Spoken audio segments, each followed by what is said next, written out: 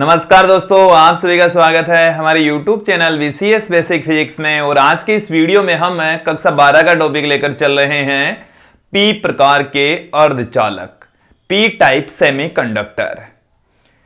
देखिए दोस्तों, इससे पहले हमने अर्धचालक को परिभाषित किया है और उसमें हमने नेज अर्धचालक और अपद्रव्यी अर्धचालक को परिभाषित किया है। उससे पहले हमने जो वीडियो बनाए हैं उसमें उनको परिभाषित किया है। इसके साथ में हमने एन टाइप सेमीकंडक्टर को भी पढ़ा है। आज हम इस वीडियो में देखेंगे पी टाइप के अर्धचालक। देखिए दोस्तों, पी प्रकार के अर्धचालक की आवश्यकता क्यों पड़ी? क्योंकि जो नेज अर्धचालक होते हैं, जिसे हम शुद्ध अर्धचालक भी कहते हैं, उनकी चालकता बहुत कम होती है। तो चालकता बढ़ाने के लिए अपद्रव्यी अर्धचालकों की आवश्यकता पड़ी। अपद्रव्यी अर्धचालक में क्या होता है कि नेज अर्धचालक में कुछ विशेष प्रकार की अशुद्धि मिलाई जाती है। देखिए, जो अशुद्धियां हैं वो या तो 5 संयोजकता वाली होगी या 3 संयोजकता वाली होगी। और जब हम नेज अर्धचालक में 5 संयोजकता वाली अशुद्धि मिला देते हैं तो एन प्रकार के अर्धचालक प्राप्त होते हैं, एन टाइप सेमीकंडक्टर प्राप्त होते हैं। लेकिन जब आप नेज अर्धचालक में त्रिसंयोजी अशुद्धि मिला दें, अर्थात जिसकी संयोजकता 3 हो, ऐसी यदि अशुद्धि नेज अर्धचालक में मिला दी जाए तो प्राप्त जो अपद्रव्यी अर्धचालक है उसको हम पी प्रकार का अर्धचालक कहेंगे। देखिए दोस्तों, जो पी प्रकार का अर्धचालक है उसमें मिलाई जाने वाली अशुद्धियों की संयोजकता 3 और कौन कौन सी अशुद्धियां मिलाई जा सकती है वो आप देख लीजिए। बोरोन मिला सकते हैं, हम एल्यूमिनियम मिला सकते हैं, गैलियम मिला सकते हैं, इंडियम मिला सकते हैं, थेलियम मिला सकते हैं। तो जो अपमिश्रक है वो यहां पर कौन कौन से, एक बार फिर से सुन लीजिए। बोरोन, एल्यूमिनियम, गैलियम,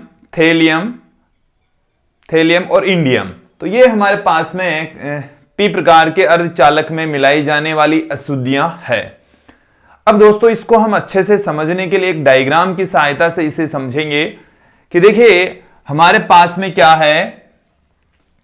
ये जर्मेनियम का नेज अर्धचालक है और उस जर्मेनियम के परमाणु हमने यहां पर इन गोलों के रूप में दिखाए हैं कि ये जर्मेनियम के परमाणु हैं। अब दोस्तों, ये जो जर्मेनियम के परमाणु हैं इनकी बाह्यतम कक्षा में 4 इलेक्ट्रॉन होते हैं और वो अपने पास के 4 परमाणुओं के साथ में सहसंयोजक बंध बना लेंगे।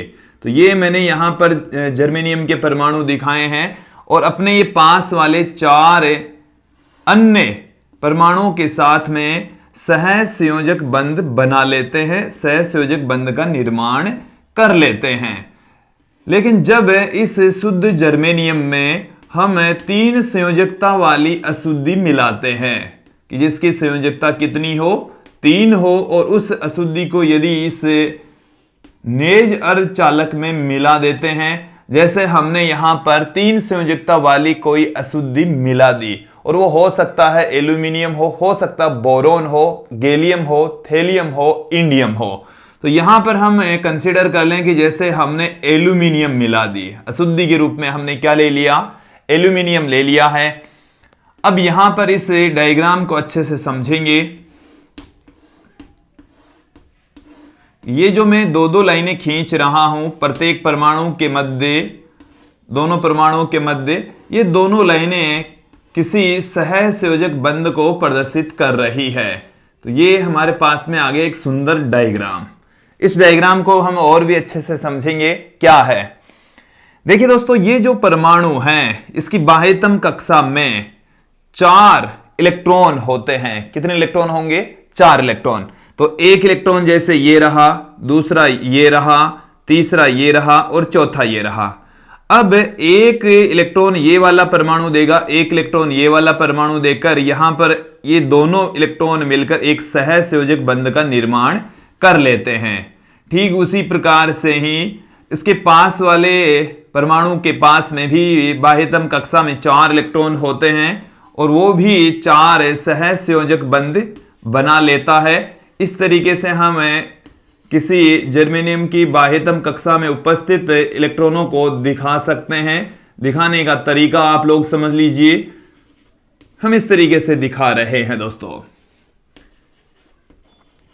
इस तरीके से ये इलेक्ट्रॉन सहसंयोजक बंध का निर्माण कर लेते हैं।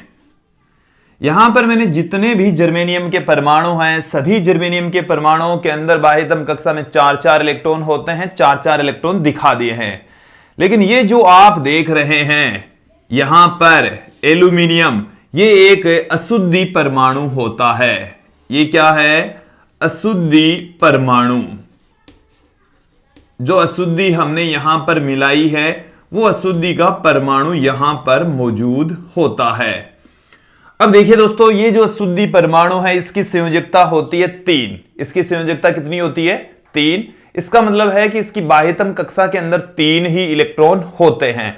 अब वो जो 3 इलेक्ट्रॉन है वो अपने पास के 3 परमाणुओं के साथ में सहसंयोजक बंध बना लेते हैं। देखिए यहां से एक बंध जैसे मान लीजिए कि इस जर्मेनियम के साथ में बना लेता है, तो यहां पर एक बंध का निर्माण हो गया, एक इलेक्ट्रॉन इसका काम में आ गया, फिर एक इलेक्ट्रॉन यहां पर काम में आ गया, एक इलेक्ट्रॉन जैसे हम कंसीडर कर लें कि यहां काम में आ गया। लेकिन यहां पर ये 3 ही सहसंयोजक बंध बना पाता है, एक इस जर्मेनियम के साथ में सहसंयोजक बंध नहीं बना पाता। यहां पर इलेक्ट्रॉन की कमी रह जाती है, और वो जो इलेक्ट्रॉन की कमी है उसी को ही हम कहते हैं होल। तो यहां पर ऑटोमेटिकली एक होल क्रिएट हो जाएगा दोस्तों।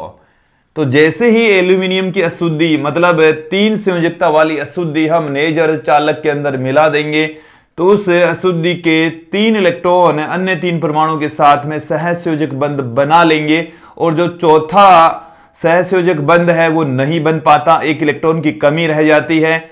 इसलिए ये जो अशुद्धि है वो एक इलेक्ट्रॉन ग्रहण करने की स्थिति में होती है, इसलिए इस अशुद्धि को ग्राही अशुद्धि भी कहा जाता है। एक बार सुन लीजिए, इस अशुद्धि को ग्राही अशुद्धि कहा जाता है। ये जो होल है दोस्तों यहां पर आप देख रहे हैं, ये जो होल है वो किसी सहसंयोजक बंध के टूटने से उत्पन्न नहीं हुआ, इसलिए किसी संयोजी बैंड में नहीं होता। तो ये जो होल है वो संयोजी बैंड में नहीं होता। संयोजी बैंड में तो केवल वो ही होल होते हैं जो सहसंयोजक बंध टूटने के पश्चात उत्पन्न होते हैं। हम आप लोगों को यहां पर दिखा दें कि जैसे ये हमारे पास में चालन बैंड है, ये चालन बैंड है, और यहां पर यह है संयोजी बैंड। संयोजी बैंड के अंदर उपस्थित जो इलेक्ट्रॉन होते हैं वो सहसंयोजक बंध बना लेते हैं। चालन बैंड बहुत कम तापमान पर पूर्णतया खाली होता है। अब यहां पर इसको समझेंगे कि इसके अंदर जो इलेक्ट्रॉन है वो सहसंयोजक बंध बनाकर रखते हैं। इस तरीके से इलेक्ट्रॉन मौजूद होते हैं और ये पूर्णतया खाली होता है। ये कौन सा बैंड है दोस्तों? चालन बैंड, जो कि बहुत कम तापमान पर पूर्णतः खाली होता है। ये कौन सा बैंड है? संयोजी बैंड। संयोजी बैंड जिसमें इलेक्ट्रॉन सहसंयोजक बंध बनाकर रखते हैं। और यहां से यहां तक का ये है वर्जित ऊर्जा अंतराल, या इसको हम कह सकते हैं वर्जित बैंड। ये है वर्जित बैंड या वर्जित ऊर्जा अंतराल दोस्तों। अब दोस्तों मैंने एक लाइन यहां पर और दिखाई है आप लोगों के सामने, ये लाइन भी दिख रही होगी, जो कि संयोजी बैंड के ठीक ऊपर अवस्थित होती है, ऊपर मौजूद होती है। ये जो लाइन है वो एक नए ऊर्जा स्तर को रिप्रेजेंट कर रही है, जिसको हम ग्राही ऊर्जा स्तर कहते हैं। ये जो ग्राही ऊर्जा स्तर है इसके अंदर ये जो अशुद्धि है इसका जो होल यहां पर क्रिएट होता है वो सारे के सारे होल यहां पर अवस्थित होंगे। अशुद्धि परमाणु से जो होल क्रिएट हो रहे हैं वो यहां पर अवस्थित होंगे। ये जो लाइन हम आपको दिखा रहे हैं वो ग्राही ऊर्जा स्तर को बता रही है। किसे बता रही है? ग्राही ऊर्जा स्तर को बता रही है, जो कि संयोजी बैंड से ठीक ऊपर अवस्थित होता है। संयोजी बैंड से थोड़ा सा ऊपर की ओर मौजूद होता है। इसके और इसके बीच का जो ऊर्जा अंतराल है वो बहुत कम होता है, 0.01 इलेक्ट्रॉन वोल्ट होता है, जबकि वर्जित बैंड और संयोजी बैंड के मध्य का जो ऊर्जा अंतराल है वो लगभग 1 इलेक्ट्रॉन वोल्ट की कोटि का होता है। जर्मेनियम के लिए 0.7 इलेक्ट्रॉन वोल्ट और सिलिकॉन के लिए 1.1 इलेक्ट्रॉन वोल्ट होता है दोस्तों। ये मैंने जो सिचुएशन दिखाई है वो दिखाई है 0 केल्विन ताप पर, या जब बहुत कम ताप पर इस तरीके से मौजूद होते हैं। व्यवस्थाएं इस तरीके से रहेगी। अशुद्धि परमाणु तथा नेज अर्धचालक की जो परमाणु है इस तरीके से विद्यमान होते हैं दोस्तों। यहां तक आप लोगों को आ गया होगा समझ में। अब मैं इसको एक बार परिभाषित करता हूं, अपमिश्रकों के नाम लिखता हूं, फिर इसको हम जब तापमान बढ़ाते हैं तो कैसे इसकी चालकता बढ़ती है, कैसे आवेशवाहक उत्पन्न होते हैं, उसके बारे में हम चर्चा करेंगे। तो पहले इसकी डेफिनेशन देख लेते हैं। यहां पर देखिए डेफिनेशन क्या है पी प्रकार के अर्धचालक की, कि जब किसी नेज अर्धचालक में जब किसी नेज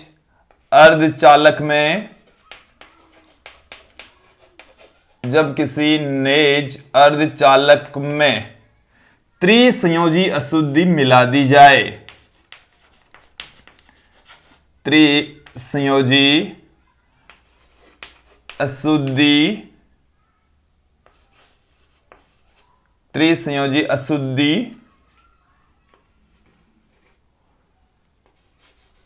मिला दी जाए, त्रिसंयोजी अशुद्धि मिला दी जाए तो प्राप्त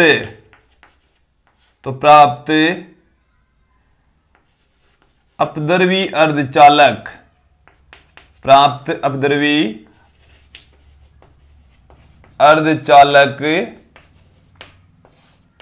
पी प्रकार का अर्धचालक कहलाता है। पी प्रकार का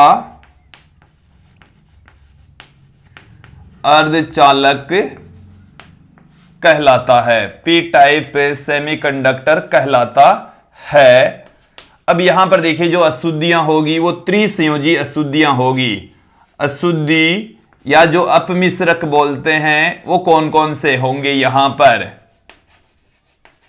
अपमिश्रक, तो देखिए दोस्तों अपमिश्रक के रूप में यहां पर हो सकता है बोरॉन, यहां पर हो सकता है एल्यूमिनियम, गैलियम, इंडियम और थेलियम के रूप में अशुद्धियां हो सकती है दोस्तों। तो पी प्रकार के अर्धचालक के अंदर बोरॉन, एल्यूमिनियम, गैलियम, इंडियम और थेलियम अशुद्धियों के रूप में प्रयोग में लेते हैं। इन सभी की जो संयोजकता है वो 3 होती है दोस्तों। इनकी संयोजकता क्या होगी? 3। अब यहां पर एक चीज क्लियर कर लीजिए कि अशुद्धि जो परमाणु है उसकी बाह्यतम कक्षा में सिर्फ 3 इलेक्ट्रॉन होते हैं और वो अन्य 3 परमाणुओं के साथ में सहसंयोजक बंध बना लेते हैं। चौथे परमाणु के साथ में सहसंयोजक बंध नहीं बन पाता, 1 इलेक्ट्रॉन की कमी रह जाती है। तत्पश्चात प्रत्येक परमाणु के कारण से एक होल उत्पन्न हो जाता है और वो जो होल है वो संयोजी बैंड में न होकर संयोजी बैंड के ठीक ऊपर अवस्थित होता है, जिसे हम ग्राही ऊर्जा स्तर कहते हैं। और इस प्रकार की अशुद्धियां 1 इलेक्ट्रॉन ग्रहण करने की स्थिति में होती है, इसलिए इन अशुद्धियों को हम ग्राही अशुद्धियां कहते हैं। ये अशुद्धि परमाणु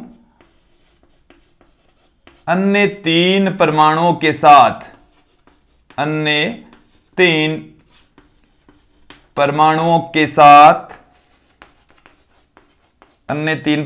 साथ सहसंयोजक बंध बना लेते हैं।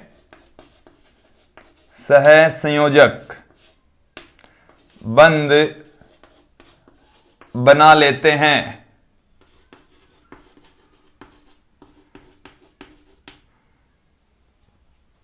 इलेक्ट्रॉन की कमी के कारण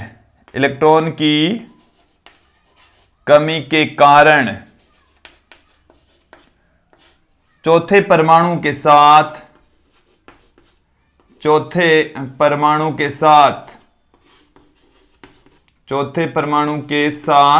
सहसंयोजक बंध नहीं बन पाता। सहसंयोजक बंद नहीं बन पाता।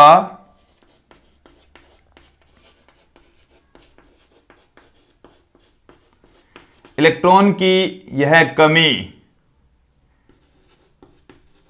इलेक्ट्रॉन की यह कमी होल के रूप में उत्पन्न होती है, होल के रूप में उत्पन्न होती है, होल के रूप में ये नजर आएगी, उत्पन्न हो जाएगी। ये जो होल है वो एक इलेक्ट्रॉन ग्रहण करने की स्थिति में होता है, इसलिए इस प्रकार की जो अशुद्धि है वो ग्राही अशुद्धि, और ये जो होल है वो एक ग्राही ऊर्जा स्तर में होते हैं दोस्तों। अब हम चलते हैं, इसका जब थोड़ा सा ताप बढ़ाते हैं, एनर्जी इसको देते हैं, उष्मा इसको देते हैं, तो क्या होता है। तो देखिए दोस्तों क्या होगा, यहां से कुछ सहसंयोजक बंध टूटेंगे। तो जब सहसंयोजक बंध टूटेगा तो देखिए यह सहसंयोजक बंध टूट गया, यहां पर जो बंध था वो पहले इन इलेक्ट्रॉन की कमी है उनको भरेगा, अर्थात यहां से जो सहसंयोजक बंध टूट रहा है वो यहां से इन होलों को उदासीन कर देगा, ग्राही ऊर्जा स्तर के अंदर ये इलेक्ट्रॉन चले जाएंगे। फिर यदि हम और भी अधिक ऊर्जा देते हैं तो ये जो इलेक्ट्रॉन हैं वो पदार्थ में स्वतंत्र रूप से गति करेंगे। ये जो इलेक्ट्रॉन बाहर निकलता है वो मुक्त इलेक्ट्रॉन होता है, अर्थात ये जो इलेक्ट्रॉन है वो सीधा चालन बैंड में चला जाएगा। ये वाले जो होल हैं पहले तो ये वाले होल भरे जाते हैं और फिर जो सहसंयोजक बंध टूटते हैं तो उससे जो इलेक्ट्रॉन उत्पन्न होंगे वो सारे के सारे इलेक्ट्रॉन हैं वो चालन बैंड में चले जाएंगे। चालन बैंड के अंदर इलेक्ट्रॉन उत्पन्न होंगे, अर्थात मुक्त इलेक्ट्रॉन यहां पर क्रिएट होते हैं दोस्तों। तो यहां पर आप देखेंगे कि ये वाला इलेक्ट्रॉन है जब यहां पर चला गया तो यहां पर होल उत्पन्न हो गया। देखिए इसको डायग्राम को अच्छे से समझ लीजिए, यहां पर होल उत्पन्न हो गया और यहां पर जब इलेक्ट्रॉन गया तो इस होल की पूर्ति कर दी इसने, और यहां पर होल न तो होल है न ही इलेक्ट्रॉन है, क्योंकि एक इलेक्ट्रॉन की कमी थी तो इलेक्ट्रॉन की कमी पूरी हो चुकी है। अब यहां पर न होल है न ही इलेक्ट्रॉन, क्योंकि यहां पर जो इलेक्ट्रॉन था वो इस होल की पूर्ति कर देता है। ये वाला जो इलेक्ट्रॉन है वो भी कहां चला गया, इस ग्राही ऊर्जा स्तर वाले होल को उदासीन करने चला गया। ये वाला जो इलेक्ट्रॉन है वो भी इस ग्राही ऊर्जा स्तर वाले इलेक्ट्रॉन को उदासीन करने के लिए चला गया। अब यहां पर देखेंगे कुछ ऐसे भी सहसंयोजक बंध होते हैं कि उनके टूटने से जो इलेक्ट्रॉन हैं वो कहां पर पहुंच गए, चालन बैंड में पहुंच गए। तो आप इस संयोजी बैंड में देखेंगे कि जो होलों की संख्या है वो ज्यादा और चालन बैंड के अंदर मुक्त इलेक्ट्रॉनों की संख्या है वो कम होती है।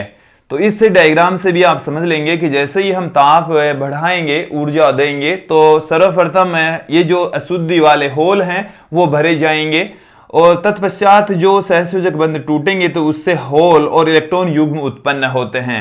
लेकिन यहां पर होलों की संख्या अधिक होगी क्योंकि कुछ इलेक्ट्रॉन है वो ग्राही ऊर्जा स्तर में जो मौजूद होल होते हैं उनको भरने में काम में आ जाते हैं। होलों की संख्या अधिक होती है, मुक्त इलेक्ट्रॉनों की संख्या कम होती है, अर्थात जो धनात्मक आवेश वाहक होते हैं उनकी संख्या अधिक और जो ऋणात्मक आवेश वाहक होते हैं उनकी संख्या कम। धनात्मक आवेश वाहक अधिक होने के कारण से, अर्थात पॉजिटिव चार्ज कैरियर अधिक होने के कारण से इस प्रकार के अर्धचालक को हम पी प्रकार का अर्धचालक कहते हैं। देखिए एक चीज यहां पर क्लियर कर लीजिए, चाहे एन टाइप का अर्धचालक हो चाहे पी टाइप का अर्धचालक हो, दोनों ही उदासीन होते हैं क्योंकि हमने उदासीन परमाणुओं के अंदर उदासीन परमाणु ही मिलाए हैं। बट यहां पर आवेश वाहक, धनात्मक आवेश वाहक ज्यादा होते हैं, पॉजिटिव चार्ज कैरियर ज्यादा होते हैं, इसलिए इसको हम पी प्रकार का अर्धचालक कहते हैं।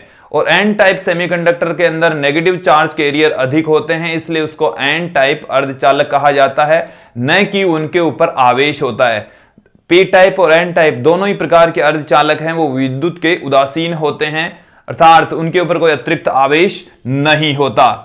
तो यहां तक आप लोगों को यह क्लियर हो गया होगा कि जब हम ताप बढ़ाते हैं तो सहसंयोजक बंध टूटेंगे और कुछ सहसंयोजक बंध ग्राही ऊर्जा स्तर में मौजूद होलों को उदासीन करेंगे और कुछ इलेक्ट्रॉन चालन बैंड में चले जाते हैं। तो यहां पर जो बहुसंख्यक आवेश वाहक होते हैं वो होते हैं होल, और अल्पसंख्यक आवेश वाहक है वो होते हैं मुक्त इलेक्ट्रॉन।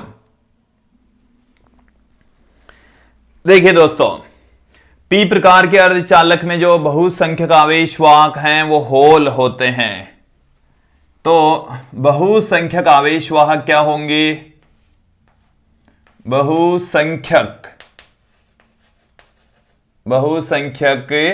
आवेश वाहक, बहुसंख्यक आवेश वाहक हैं वो होते हैं होल, और जो अल्पसंख्यक आवेश वाहक हैं वो होते हैं मुक्त इलेक्ट्रॉन। अल्पसंख्यक आवेश वाहक, अल्पसंख्यक आवेश वाहक होते हैं इलेक्ट्रॉन। इलेक्ट्रॉनों की संख्या यहां पर कम होती है, होलों की संख्या यहां पर अधिक होती है। दोस्तों, इसका मतलब है कि इलेक्ट्रॉनों का जो घनत्व है, इसको हम n से पुट कर सकते हैं या n से पुट कर सकते हैं, वो ज्यादा कम होता है, और होलों का जो घनत्व है वो अधिक होता है। यदि नेज जो घनत्व है उसको ni से पुट कर दें तो n इंटू पी बराबर होगा नेज घनत्व के वर्ग के। यहां पर आप देख सकते हैं कि जो होलों के कारण से जो धारा बहती है उसको आई पी से पुट कर दूं, वो अधिक होगी इलेक्ट्रॉनों के कारण से बहने वाली धारा से।